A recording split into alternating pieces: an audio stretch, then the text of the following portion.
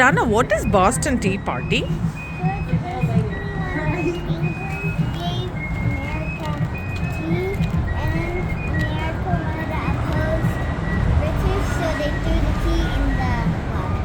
Oh, they were opposing taxation, you mean?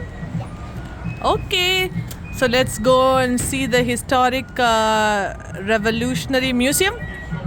Okay.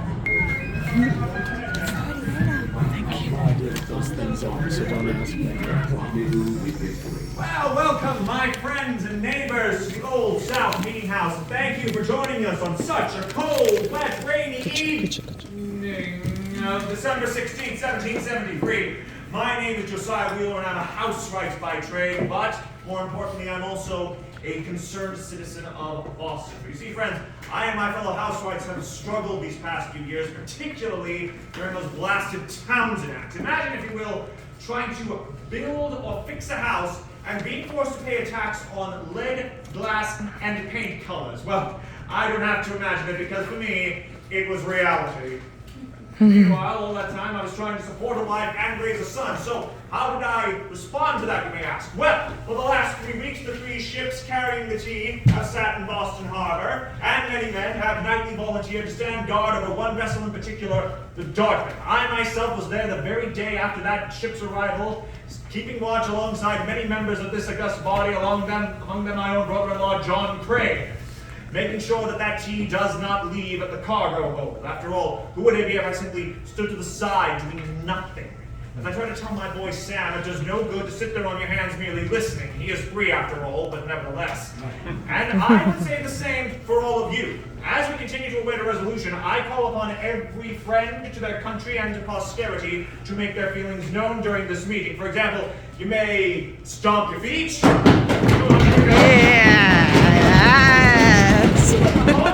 may pound the pews. That's it, friends. Hit something, not someone. However, if you prefer to be more vocal, and especially if you hear anything you agree with, you may give a shout. You may say, "Hear, hear." Hear, hear. Yes, or "Well said." Well said. Fine, but thank you. Or, my personal favorite, you may ball your hand into a fist, pull it back, my neighbor, thrust it into the heavens, give the mightiest of huzzahs. Let's give it a practice going, my neighbor. Huzzah! Huzzah! I think you got it. And in the very likely event you hear anything you disagree with, we are discussing Parliament after all, you may boo. Go on, boo. Boo! Or you may hiss. Hiss. Or you may use the rudest word we have here in the colonies. No, not that one. Fie. F-I-E. And there is an equally rude hand gesture that goes with it again, not that one. And since I can see that there are children present, and being a father myself, I'm going to teach it to you. Stick out your thumb. You place it on your nose. You raise the flag. You raise the flag. You turn to whenever you wish to obey, and you shout, "Bye!" Bye! Turning each other already. Well, on to the business at hand. We have here speaking with us on the matter of the tea, an ardent patriot, a leader amongst the Sons of Liberty, and a friend to us all, Mr. Samuel Adams. Oh! Good day to you all. We are gathered here today to discuss yet another crisis forced upon us by Parliament, supposedly on behalf of our monarch, King George III.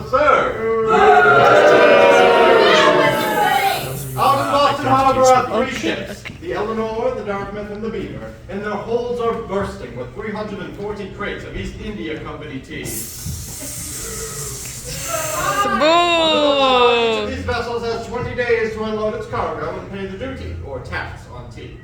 Tomorrow is the 20th day for the ship Dartmouth, making this body of the people all the more important. This is your final chance to effect these events in our favor.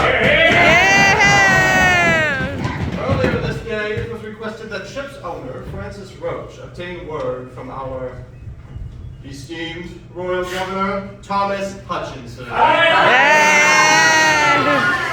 man who abandoned the cause of the people years ago. Yet he is the only one who can grant a pass to allow these vessels to return to England without landing their pernicious cargoes. Mr. Roach left several hours ago. We await his return and cling to the hope that the governor will listen to reason. For if that cargo is landed, you, the citizens of Boston, will be forced to pay this unjust tax on tea. As we all know, this is not the first time Parliament has set forth taxes upon us without our consent. It was only 8 short years ago, in 1765, Lord Grenville saw fit to tax our letters, our newspapers, all of our printed documents. Our marriage licenses and death certificates. Death and taxes are displeasurable enough, but only those in Parliament would stoop so low as to combine the two. And many were outraged by the Stamp Act, and many set to the streets. And I am not the only one to be outspoken on the issue of the Stamp Act. Where is Thomas Porter? Ah, Mr. Porter, yes. You have always been vocal on the issue of taxation. What say you on the Stamp Act? Thank you very much. Well, Parliament has not only taxed our paper reading, they even taxed our playing cards and dice. Well said, sir. We were told that these taxes were meant to repay our debt from the French and Indian War, the debt for which we have already paid 1,000 times over. Was it not our fathers, our brothers, many of us who fought alongside the King's army during that conflict? If there was ever a debt to be paid, I say we did so at the expense of blood. Good New England blood! This is a price we have paid far too often. Lest we forget the 5 innocent Bostonians who were gunned down on King Street in March of 1770. Massacred by the very British regulars who were sent to protect our streets.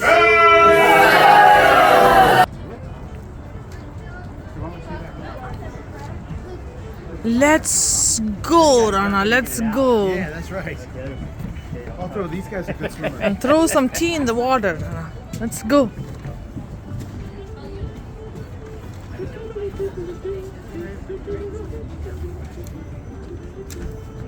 If you'd like to go down this way as well, you are welcome to. Okay.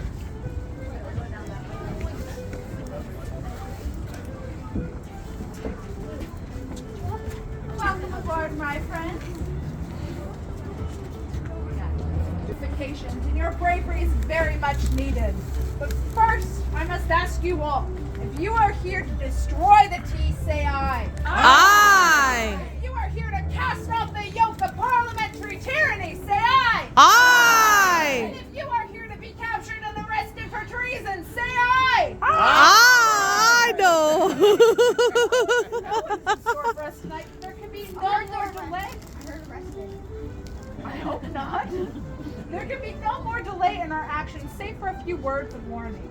Just 500 yards away, 3 British warships, with the captain, the active, and the Kingfisher lie at anchor. They have over 100 cannons between them, and could easily level this wharf if they so choose. I think we should be safe enough for now, though. After all, their intention is to prevent us from sailing the ship back to England with the tea still on board. We are about to offload it into the harbor. Yeah. Further, the Boston Massacre was just 3 years ago, and it's still fresh on everyone's mind, including Governor Hutchinson. I'm sure he is hesitant to order the military to interfere with our plans here tonight. At any rate, they're all at Castle William, which is a great distance away, which makes the only real danger we have tonight each other.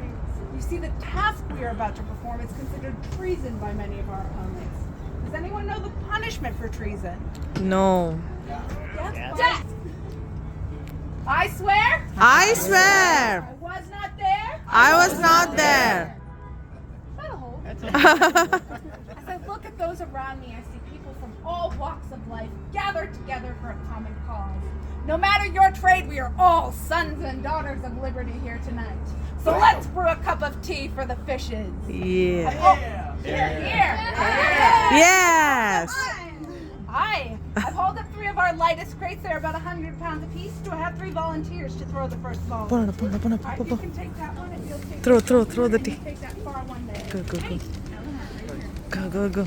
now wait Let's for my throw mark. the 3 away. Parliament would rob us of our rights and make us subjects to a greedy monarchy. The tool they would use to do so is right here. So let them hear you all the way in England. Do you want to pay the tax on tea? No! On my count, throw it into the sea. 3, 2, 1. Yeah! 3 chests down, only 111 to go. What? Are you? Let's get to the Now, like bottom. most of Boston, we like to keep this a one-way street. So as you descend the stairs, make your way towards the bow and then come back down the port side towards the stern.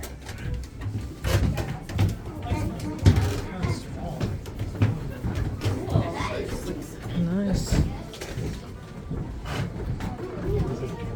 Now, if you can hear me below deck, say aye. Aye. If you can hear me above deck, say aye. Aye. Wonderful. Now, this vessel is 90 feet long with a 9-foot draft. That might seem small, but it was built to navigate shallow water ports like Nantucket, as well as deeper water ports like Boston.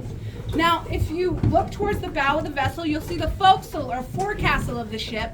It is the wettest and rockiest part of the ship. It's also where the crew sleeps. A ship of this size has a crew of 8 to 10 men, in addition a captain and first mate. Now, these men have just come here from London, a voyage which takes 6 to 8 weeks. The return journey would take 4 to 6 weeks. However, this vessel is a constant trader or merchantman ship, so it travels between 3 major ports. Those are Boston, London, and Antigua. In the winter, and it is December, it travels from Boston down to Antigua to bring provisions to the sugar plantation. You can see where the captain sleeps. That way, yes. And then round the mountain and come back down the stairs. When you're done in the aft cabin, you can go above deck to throw more tea. Or This is the actual deck, ship you have the run of the that ship. was used at the Boston Tea Party revolt.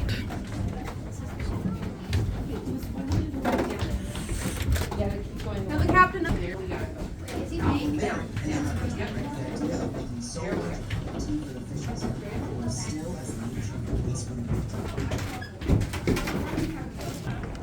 Just be sure to keep your feet on the deck, young man. Lewis, now you have your feet down. Lewis, you get it? Here in about. Chuck it, ready? Assad! Assad! Assad! Careful, Nana. Ay, Assad! If you